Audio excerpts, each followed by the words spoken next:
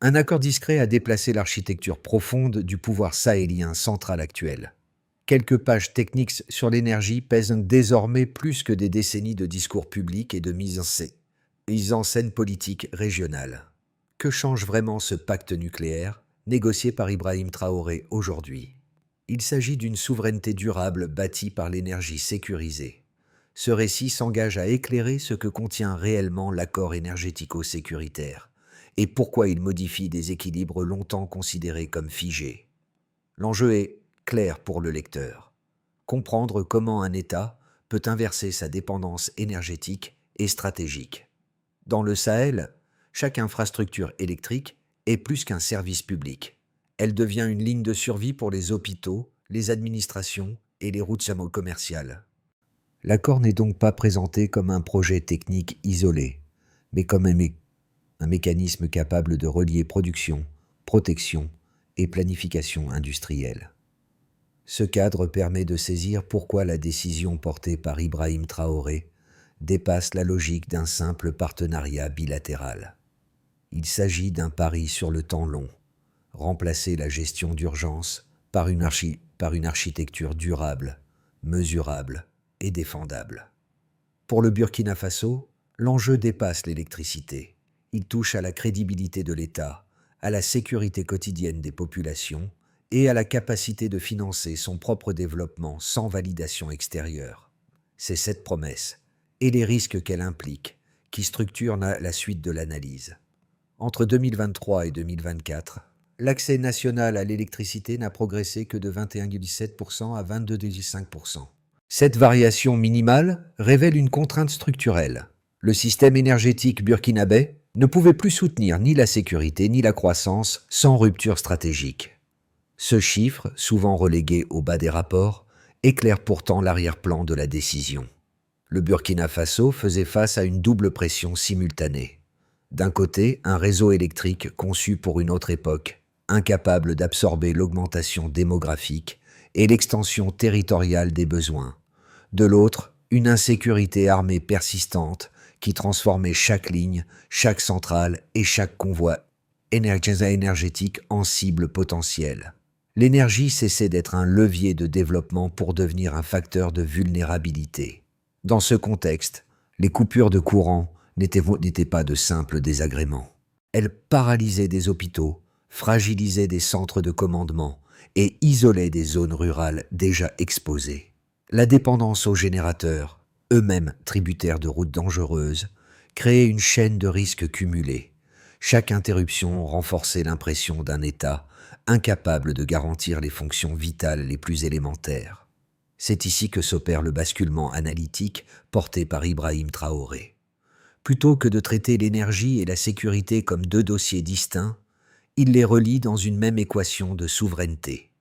L'électricité devient la base matérielle sur laquelle repose la stabilité institutionnelle, la mobilité militaire et la continuité administrative.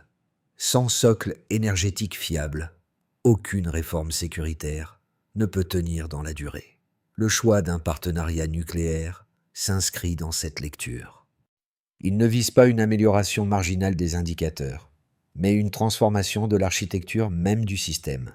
Le nucléaire civil, par son exigence de protection, de formation et de planification, impose une discipline nationale que les solutions fragmentaires ne pouvaient offrir.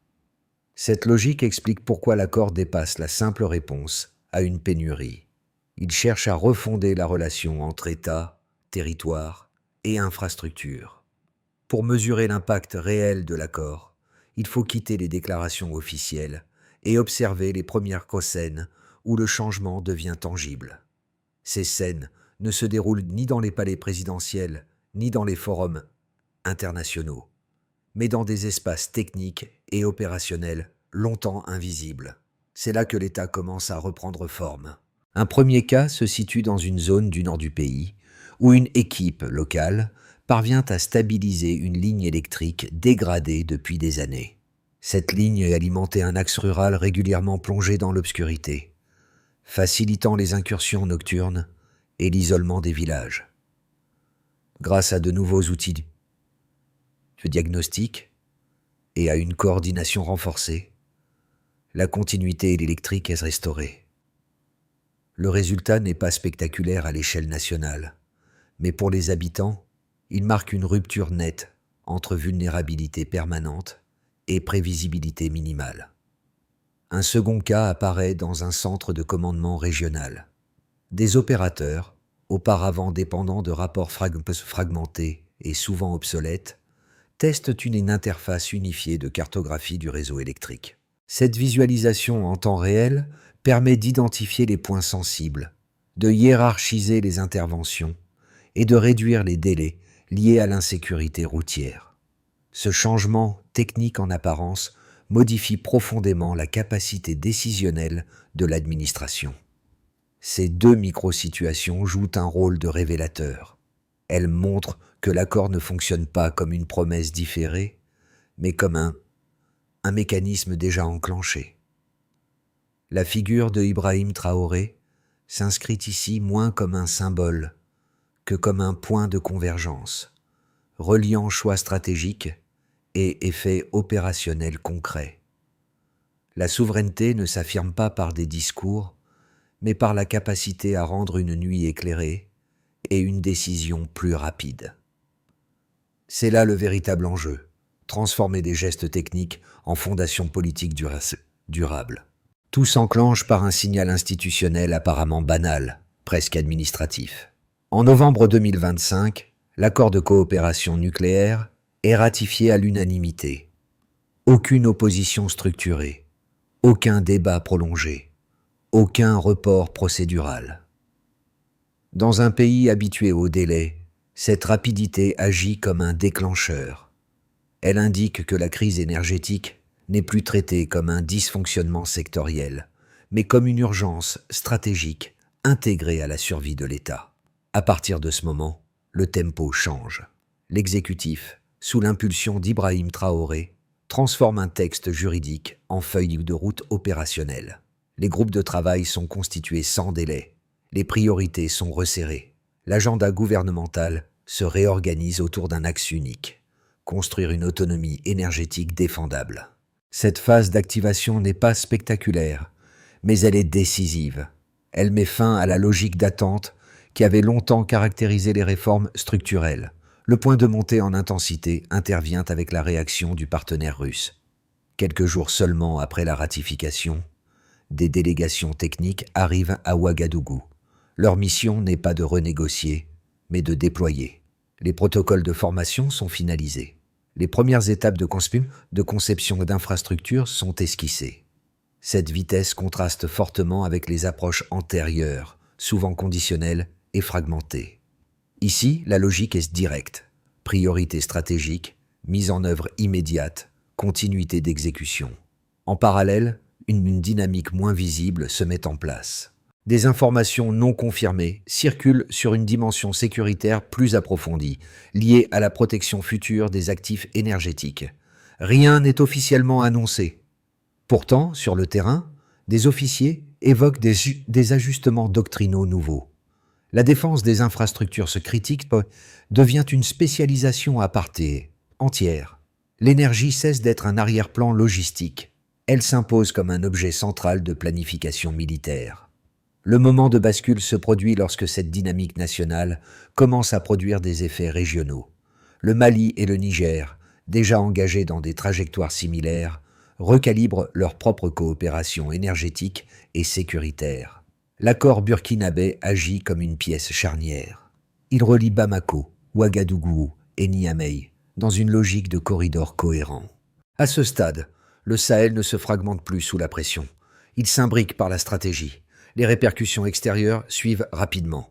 À Paris, certains cercles interprètent cette évolution comme la confirmation d'un recul stratégique amorcé depuis plusieurs années. À Washington, les déclarations officielles restent prudentes, invoquant la souveraineté des choix nationaux. Dans les centres d'analyse occidentaux, le diagnostic converge. Un glissement structurel est en cours. Une région longtemps administrée par des cadres extérieurs commence à définir ses propres normes énergétiques et sécuritaires. À l'intérieur du pays, l'effet est plus diffus, mais tout aussi déterminant. Le scepticisme recule dans certaines zones où l'on pensait impossible de sécuriser un projet d'infrastructure majeur. Les ingénieurs perçoivent l'émergence d'une filière nationale. Les militaires constatent en fait un recentrage doctrinal. Les communautés commencent à associer stabilité énergétique et présence effective de l'État. Sous la conduite d'Ibrahim Traoré, la séquence ne promet pas une sortie immédiate de l'obscurité, mais elle en modifie durablement la géométrie. Pour commencer, un indicateur permet de mesurer l'ampleur du point de départ. Entre 2023 et 2024, l'accès national à l'électricité est passé de 21,7% à 22,5%.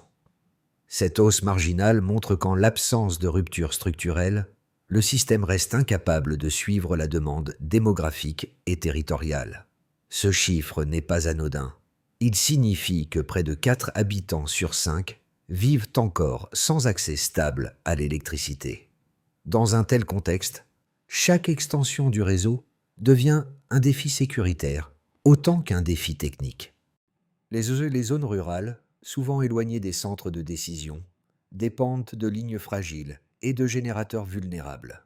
La faible progression du taux d'accès révèle donc moins un échec ponctuel qu'une limite systémique du modèle antérieur. Ensuite, un autre indicateur éclaire la contrainte sécuritaire dans laquelle s'inscrit toute politique énergétique. En 2025, plus de 50% des morts liées au terrorisme dans le monde sont recensés dans la bande sahélienne.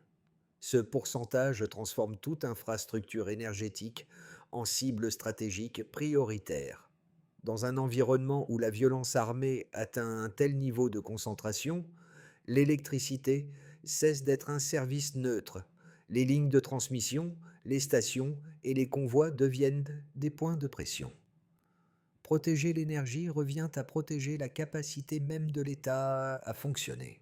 Ce chiffre explique pourquoi la stabilité électrique ne peut être pensée indépendamment des dispositifs de défense et de sécurisation territoriale.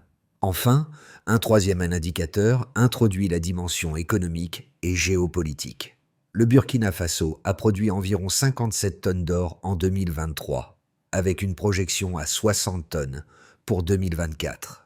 Cette ressource stratégique exige un socle énergétique fiable pour être transformé et sécurisé durablement. L'or n'est pas seulement une source de revenus, il attire des intérêts multiples, internes et externes, et renforce la valeur stratégique du territoire.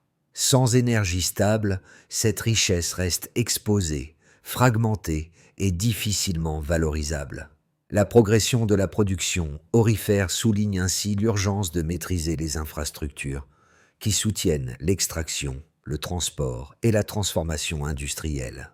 Pris isolément, ces trois chiffres pourraient sembler hétérogènes. Ensemble, ils forment une équation cohérente. Faible accès à l'électricité, pression sécuritaire extrême et ressources convoitées composent un triptyque de vulnérabilité. C'est précisément cette lecture systémique que met en avant Ibrahim Traoré. Les données ne sont pas interprétées comme des constats statiques, mais comme des leviers d'action imbriqués. Cette approche modifie la manière dont l'État planifie ses investissements. Les ingénieurs travaillent désormais sur la résilience autant que sur la production. Les forces de sécurité intègrent la protection énergétique dans leur doctrine.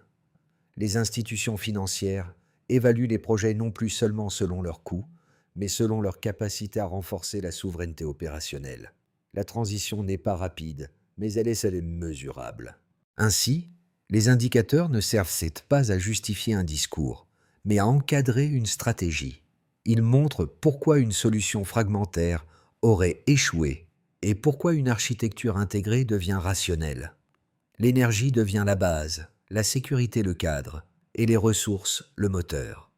C'est cette cohérence chiffrée qui distingue l'accord d'une simple réponse conjoncturelle. Le premier argument critique avancé par certains observateurs porte sur le risque de dépendance stratégique. Selon cette lecture, confier un pilier énergétique aussi sensible que le nucléaire à un partenaire extérieur pourrait enfermer le Burkina Faso dans une relation asymétrique durable.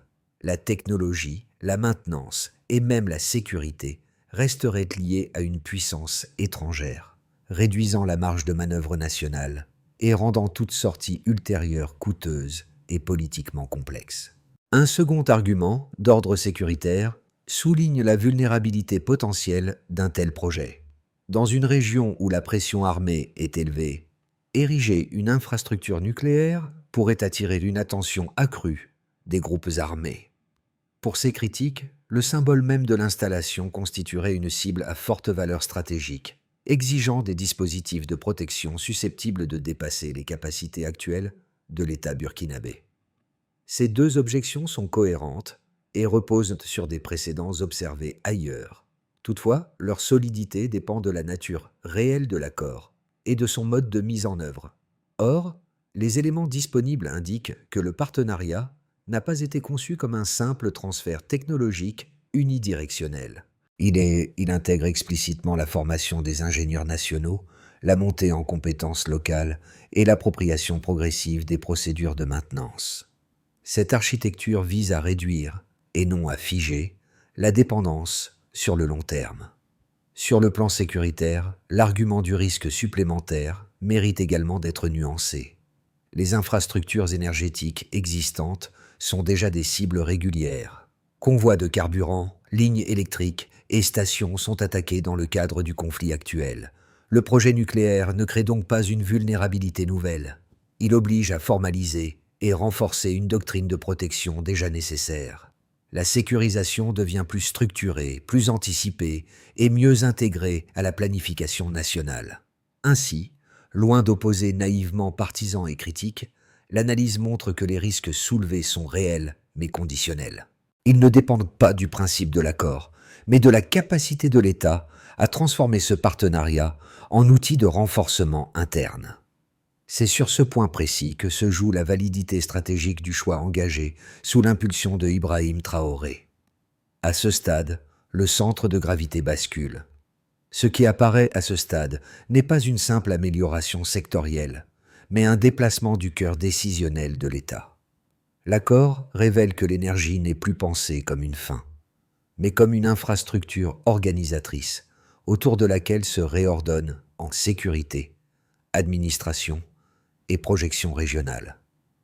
Cette bascule modifie la hiérarchie des priorités publiques et la manière dont les ressources sont allouées.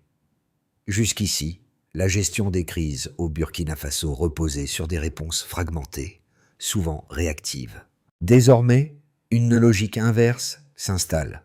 Bâtir une infrastructure exigeante pour forcer la cohérence institutionnelle. Le nucléaire civil, par ses contraintes, impose des normes, des audits et une discipline que peu d'autres secteurs peuvent générer. Il agit comme un catalyseur de restructuration étatique.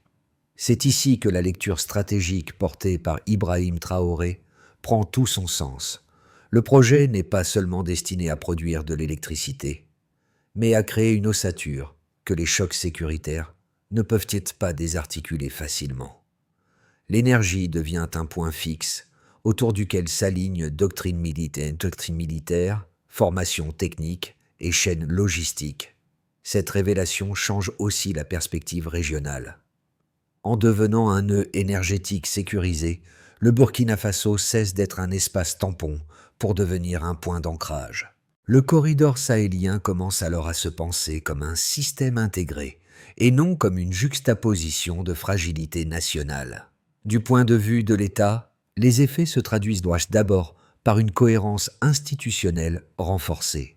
Les ministères de l'énergie, de la défense et de l'industrie ne fonctionnent plus comme des entités séparées, mais comme les composantes d'une même chaîne décisionnelle.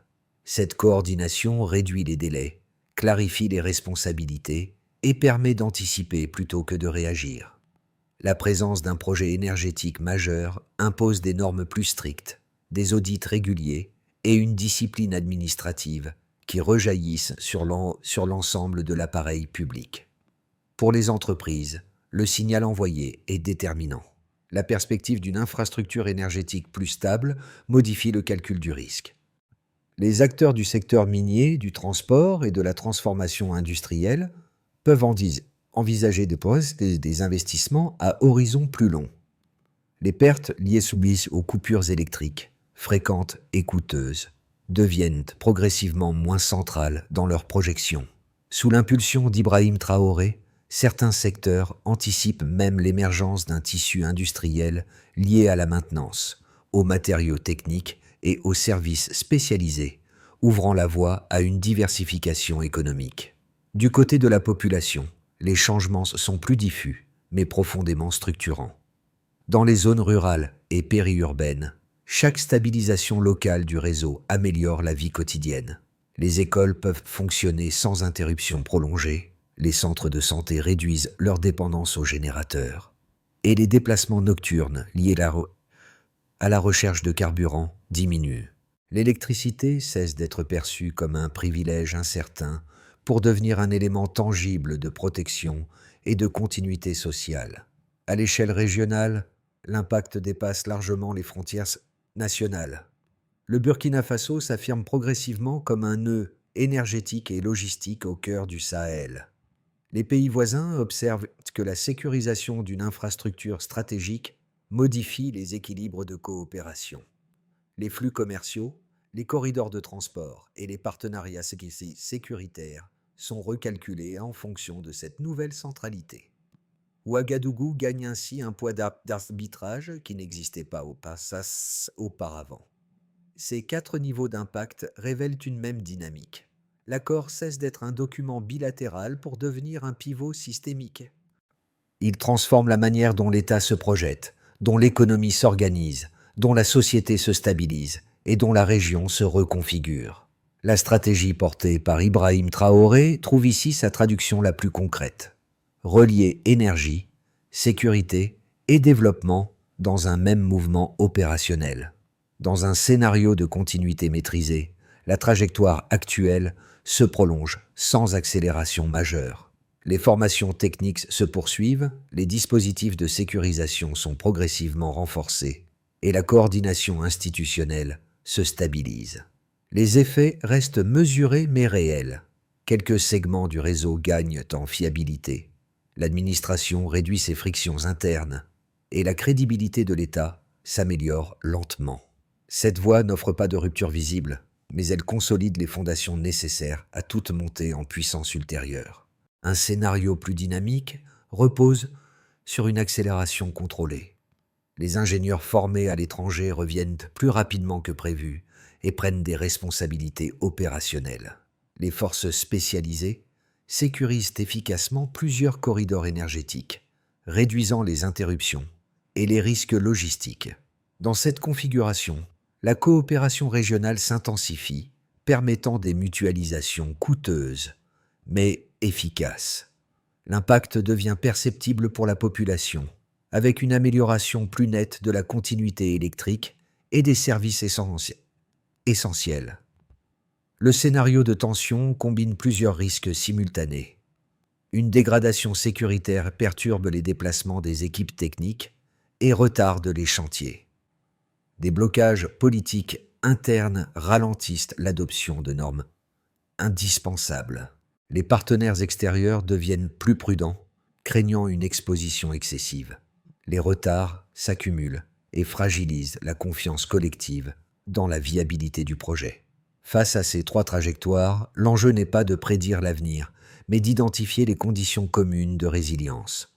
Coordination institutionnelle, sécurisation des axes, montée en compétences nationales et flexibilité stratégique constituent des leviers transversaux.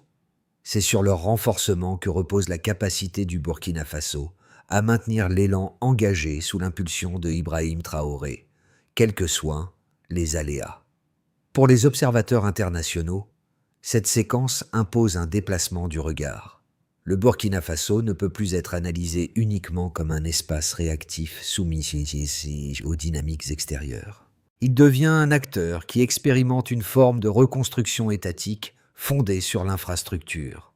Comprendre cette mutation suppose de suivre moins les annonces que les signaux. Intermédiaires, formation technique, sécurisation ciblée, normalisation administrative. Ce sont ces détails qui indiquent si une stratégie s'enracine ou s'épuise. Pour les communautés locales et la diaspora, l'enjeu est différent, mais tout aussi structurant. Le projet énergétique ne se réduit pas à une promesse abstraite. Il influence la manière dont l'État est perçu au quotidien. Une électricité plus stable signifie moins de ruptures scolaires, moins de dépendance aux générateurs, moins de déplacements risqués. Observer ces évolutions, les documenter et les discuter publiquement participent à la consolidation de la confiance collective, condition indispensable à toute résilience sociale. Pour celles et ceux qui s'intéressent à la géopolitique, l'accord offre un terrain d'analyse inédit. Le Sahel apparaît comme un laboratoire où énergie, sécurité et ressources sont articulées dans un même cadre opérationnel. Suivre cette expérience permet de dépasser les lectures simplificatrices fondées uniquement sur l'alignement des puissances. Il s'agit plutôt d'analyser comment un État tente de transformer des contraintes structurelles en leviers stratégiques. Dans ces trois perspectives, le rôle du lecteur n'est pas passif. Comprendre, comparer et questionner ces dynamiques contribue à éclairer un débat souvent dominé par des récits partiels. Une attention informée permet de distinguer les effets réels des projections symboliques. Elle aide aussi à identifier ce qui relève d'une transformation durable et ce qui pourrait rester au stade de l'intention. D'abord, il faut stabiliser et coordonner l'architecture institutionnelle. Les acteurs centraux sont le gouvernement et les agences techniques. L'action prioritaire est l'unification des normes, des protocoles de sécurité et des calendriers opérationnels. L'horizon est court, de 0 à 6 mois. Les indicateurs de suivi reposent sur la rapidité d'adoption des textes, la réduction des redondances administratives et la cohérence des feuilles de route interministérielles. Ensuite, il s'agit de sécuriser progressivement les corridors énergétiques. Les forces de sécurité spécialisées en sont les principaux acteurs. Il s'agit de cartographier les zones vulnérables, de protéger les axes logistiques critiques et d'anticiper les modes opératoires adverses. Cette phase s'étend de 3 à 12 mois. Les indicateurs portent sur la diminution des incidents, la continuité des convois et la disponibilité effective des équipements stratégiques. Puis, il faut élever le niveau de compétences techniques nationales. Les ingénieurs burkinabés et les instituts partenaires jouent ici un rôle clé. Les actions incluent la finalisation des cycles de formation, le transfert des compétences cœur et la standardisation des procédures de maintenance. L'horizon s'étale de 6 à 18 mois. Les indicateurs mesurent l'autonomie opérationnelle, la qualité des diagnostics et la réduction des temps de résolution des défaillances. Enfin, une dimension régionale s'ouvre. Le Burkina Faso et les pays du corridor sahélien sont appelés à créer un cadre commun de circulation logistique et de partage d'expertise. Cette intégration contrôlée s'inscrit entre 9 et 24 mois. Les indicateurs évaluent le nombre d'accords techniques opérationnels, la fluidité des liaisons régionales et la baisse des coûts sécuritaires par mutualisation. Ces étapes forment un ensemble cohérent.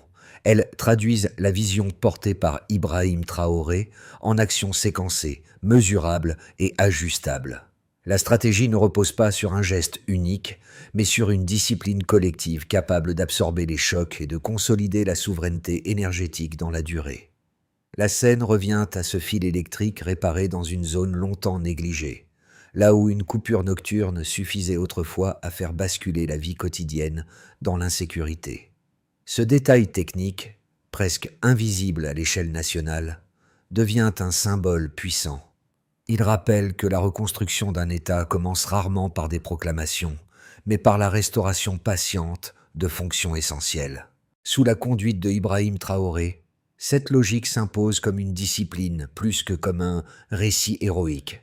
Chaque formation achevée, chaque protocole sécurisé, chaque infrastructure protégée ajoute une couche de cohérence à l'édifice national.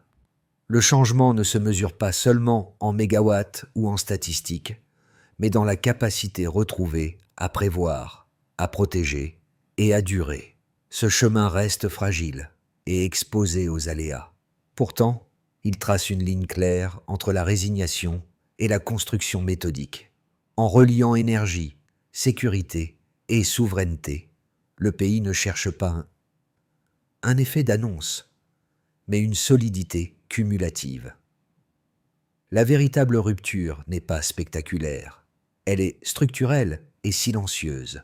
À ce stade, l'histoire dépasse largement le cadre d'un accord énergétique ou d'un partenariat international.